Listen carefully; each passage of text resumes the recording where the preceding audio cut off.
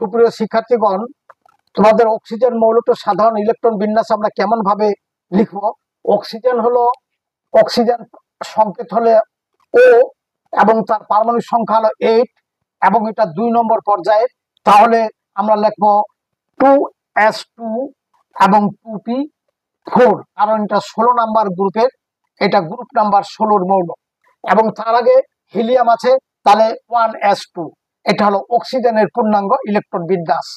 অর্থাৎ অক্সিজেনের পারমাণবিক সংখ্যা 8 এবং 2 নম্বর পর্যায়ে এটা আছে। তাহলে 1s2 এটা হিলিয়ামের গঠন, 2s2 2p4 এই অক্সিজেনের পূর্ণাঙ্গ ইলেকট্রন বিন্যাস। অক্সিজেন খুব উপকারী মৌল, অক্সিজেন আমরা বাঁচতে পারবো না। এটা আণবিক সংকেত হচ্ছে O2, অর্থাৎ 2 পারমাণবিক। এটা তোমাদের সকলকেই ধন্যবাদ।